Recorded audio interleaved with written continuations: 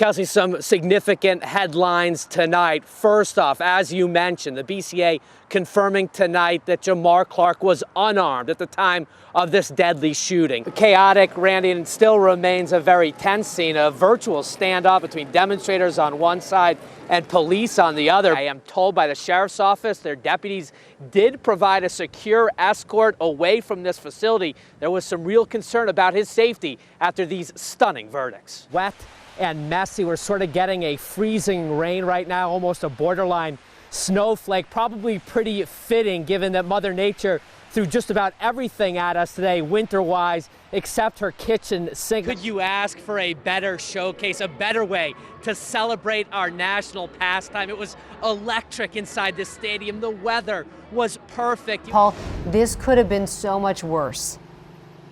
You aren't kidding, Kelsey. We're talking about a tightly packed neighborhood in North Minneapolis. Take a look at Fremont Automotive, or I should say what was once Fremont Automotive. It has now been demolished after flames literally swallowed the business and the vehicles scorched. Somehow, though, firefighters during this two-alarm fire were able to protect some nearby homes literally feet away. I was sound asleep and I woke up to an explosion. Lynn Haying's house literally rattled following the blast inside the auto body shop located just a few feet away. I went downstairs and I looked out my side window and I went, oh shit, the place is on fire. Ran back upstairs, grabbed basically my coin purse and my phone, ran downstairs, put on boots and my jacket and came outside. Minneapolis firefighters attacked the blaze both from the air and from the ground. One of their biggest worries, a couple hundred gallons of fuel stored on site with Lynn's house and a couple of others way too close for comfort. I said one of these days it's gonna explode. It's gonna blow up. I kind of just figured that's what's gonna happen. Lynn is so thankful that thus far firefighters have been able to keep flames away from her house, and it's just so close. But the biggest problem, water. All of that water has flooded Lynn's basement. Firefighters brought in pumps to help out Lynn. With the body shop deemed a total loss early on, crews made the decision to allow the heat to vent before fully extinguishing the flames. The deputy chief tells us the garage owner, Tony Mixab, escaped what appeared to be minor burns. He was working on a car on an elevated lift, had a gas, some kind of a gas leak, and then a spark ignited it inside and it kind of ignited. He was transported to HCMC. Lynn so grateful that no one was seriously injured or killed, and that her house of many, many years survived the close call. I'm alive, I'm safe, I can get someplace, so that's where I'm at right now. At last check, the garage owner was at HCMC in satisfactory condition. I did review the city inspections over the last 5 years for this business. A couple of minor violations, but everything was up and in compliance. One last show, the viewers to have to take a look at this. This is how close that house was. Lynn's house, literally 3 feet away from this business. Amazingly, firefighters were able to protect it through all that smoke and flames. Unbelievable, guys. Reporting live on the north side of Minneapolis tonight, Paul Blume, Fox 9. They are good at what they do. We begin with Fox 9's Paul Blume, live at the 4th Precinct, where the march kicked off tonight. Paul? Kelsey, two focal points, obviously, tonight to demonstrations. You have that scene, that amazing scene downtown where there's some buildings on lockdown, including City Hall, and obviously behind me, still at the 4th Precinct, very much occupied. A concert stage has been set up, a musical show of solidarity expected tonight. Now, these actions come on the heels of this frightening incident late last night. Several Black Lives Matter protesters injured in a shooting that some people are calling a targeted hate crime. We get to 14th and Morgan and all you hear is pow, pow, pow, pow, pow, pow. And my brother got shot in the stomach and I got shot in the leg. It went right through, hit me and went right through. 18-year-old Wesley Martin identified himself as one of the 5 Black Lives Matter demonstrators who were shot late Monday night. He described the gunman as masked and on a mission to take out protesters who have occupied the 4th Precinct for more than a week now. You lucky?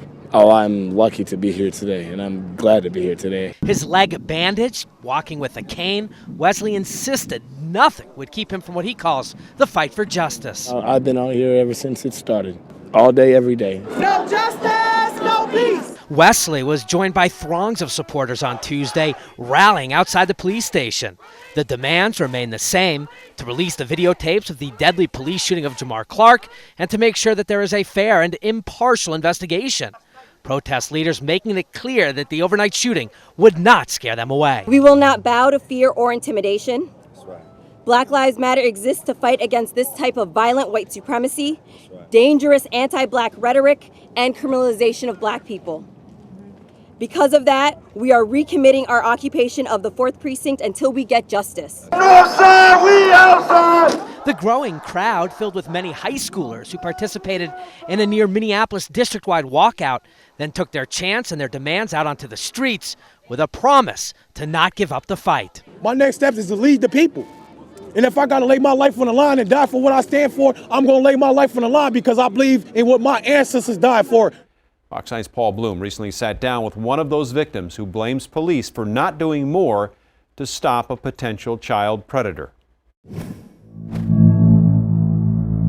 Not something that I'd wish on my worst enemy even. Troy Cole remembers every second of that bike ride home. The only thing he said was, if you don't be quiet, I'll kill you.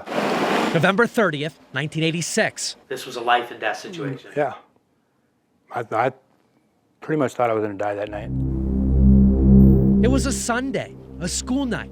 Troy was just 13, and he had to make curfew after hanging out with friends at a downtown Painesville pizza joint. He was a block from his family's house on Stearns Avenue when he was grabbed from behind, ripped off his bike, and dragged into some nearby pine trees. I was petrified, terrified. Troy never saw his attacker that night, but he recalls the guy had a knife, he threatened to kill, and he grabbed the frightened teen's private parts. The last thing the man did was cut off a clump of Troy's hair, took the boy's stocking cap, and disappeared. He told me to lay there in the trees for 10 minutes, otherwise he was going to come back and kill me. So I don't even know how long I laid there. I mean, 10 minutes, that's an eternity. Troy and his dad reported the assault to the Painesville Police Department. It would be one of at least 8 similar incidents around these small cities downtown between 1986 and 1988. Troy explained that he and the other victims were in a small circle of friends and felt they were being stalked or watched. All of the attacks seemed to involve the same suspect description: short, heavy-set man, the raspy voice, face obscured, hiding in darkness before pouncing. Federal authorities recently detailed the assaults in a search warrant application connected to Danny Heinrich. The question: was Heinrich the person of interest now identified in Jacob Wetterling's gunpoint abduction, in essence getting more and more brazen in his hometown?